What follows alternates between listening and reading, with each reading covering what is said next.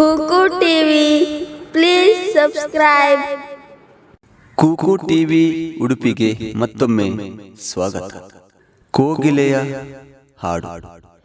ಒಂದಿಷ್ಟು ಹಸಿರು ಮರಗಳು, ಹಕ್ಕಿಗಳ ಗೀತೆಗಳು, ಬೆಳಗಿನ ಕಿರಣಗಳು ಹಬ್ಬಿರುವ ಹಳ್ಳಿಯ ಕಡೆಗೊಂದು ದೊಡ್ಡ ಅರಣ್ಯ.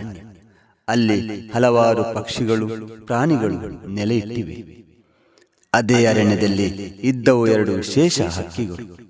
ಅದುವೇ ಕಾಗೆ ಮತ್ತು ಕೋಗಿಲೆ.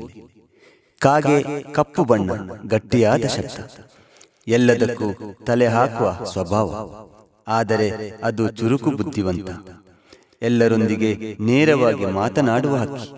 ಜನರು ಕೆಲವೊಮ್ಮೆ ಅದರ ಸ್ವಭಾವವನ್ನು ಅಸಹಾಯಪಡಿಸುತ್ತಿದ್ದರು. ಕೋಗಿಲೆ ಗಂಧರ್ವದ ಗಾನಕ್ಕೆ ಸಮಾನವಾದ ಸ್ವರ. ಅದರ ಗೀತೆ ಕೇಳಿದರೆ ಹೃದಯ ಹಾರಿ ಹೋಗುವುದು. ಉಳಿದ ದಿನಗಳನ್ನು ಮರಗಳ ಅಂತರದಲ್ಲಿ ಕಳೆಯುವ, ಜನರಿಂದ ದೂರವಿರುವ ನಿಷ್ಠೂರದ ಸ್ವಭಾವದ ಹಕ್ಕಿ. ಒಂದು ದಿನ ಕಾಗೆ ಮರದ ಕೆಳಗೆ ಕೂತಿತ್ತು. ಎದೆಯಲ್ಲಿ ಒಂದಷ್ಟು ದುಗುಡ. ನಾನು ಬುದ್ಧಿವಂತ ಹಕ್ಕಿ, ಆದರೆ ನನ್ನ ಶಬ್ದವನ್ನು ಜನ ಸಹಿಸಲು ಇಷ್ಟಪಡುವುದಿಲ್ಲ. ಎಲ್ಲರೂ ಕೋಗಿಲೆ ಹಾಡು ಕೇಳಿ ಮೆಚ್ಚುತ್ತಾರೆ. ಅಷ್ಟರಲ್ಲಿ ಮರದ ಮೇಲಿಂದ ಸ್ವರ ಉಕ್ಕಿತು. ಕೋಗಿಲೆ ಹಾಡುತ್ತಿರುವುದು ಸುತ್ತಲಿನ ಹಕ್ಕಿಗಳು, ಮನುಷ್ಯರು ಕೂಡ ನೆರೆದರು. ಎಲ್ಲರೂ ಹಾಡಿಗೆ ಮಂತ್ರಮುಗ್ಧರಾದರು. ಕಾಗೆಯೂ ಸಹ ಏಕಾಗ್ರತೆಯಿಂದ ಕೇಳಿಸಿ ಅದು ಮೆಚ್ಚಿತು. ಆದರೆ ಮನಸ್ಸಿನಲ್ಲಿ ಏನೋ ಒಂದು ತರದ ಬೇಜಾರು. ಕಾಗೆ ಕೋಗಿಲೆಗೆ ಹೇಳಿತು, ಏನಮ್ಮ ಕೋಗಿಲೆ, ನಿನ್ನ ಹಾಡು ಕೇಳಿದ್ರೆ ಎಲ್ಲರೂ ಮರುಳಾಗುತ್ತಾರೆ. ಆದರೆ ನೀನು ಯಾವಾಗಲೂ ಮರದ ಒಳಗೆ ಇರುತ್ತೀಯಲ್ಲ, ಜನರೊಂದಿಗೆ ಬೆರೆಯುವುದಿಲ್ಲ, ಯಾಕೆ ಎಂದಿತು.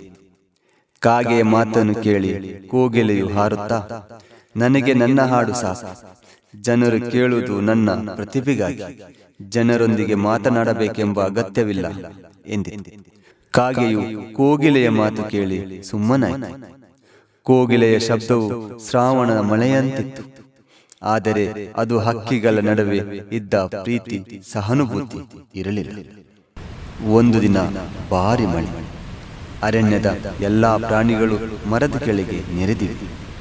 ಕೆಲವು ಹಕ್ಕಿಗಳು ಹಸುವಿನಿಂದ ಕುಸಿದು ಬೀಳುತ್ತಿತ್ತು.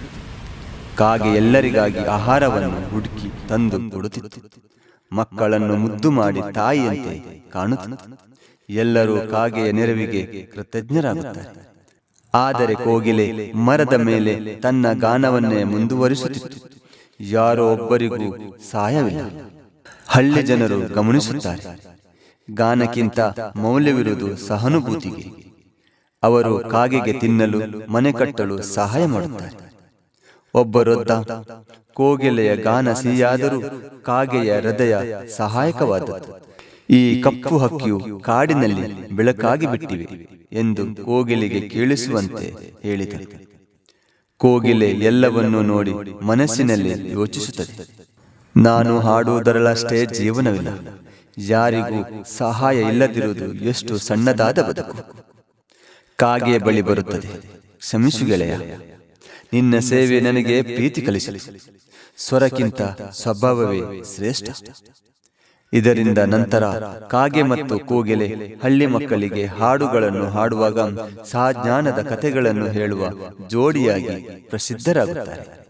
ಸ್ನೇಹಿತರೆ, ಕಲೆ, ಪ್ರತಿಭೆ, ಗಾನ ಎಲ್ಲದರಲ್ಲೂ ಮೌಲ್ಯವಿದೆ.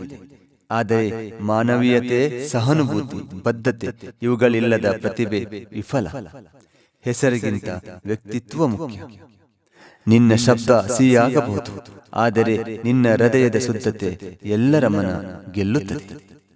ಸ್ನೇಹಿತರೆ, ಈ ವಿಡಿಯೋ ನಿಮಗೆ ಇಷ್ಟವಾದರೆ ಶೇರ್ ಮಾಡಿ, ಕಮೆಂಟ್ಸ್ ಮಾಡಿ, ಸಬ್ಸ್ಕ್ರೈಬ್ ಮಾಡಿ. ಹಾಗೆ ಬೆಲ್ ಐಕಾನ್ ಕ್ಲಿಕ್ ಮಾಡುವುದು ಮಾತ್ರ ಮರೆಯಬೇಡಿ. ಧನ್ಯವಾದಗಳು. Kuku TV please subscribe.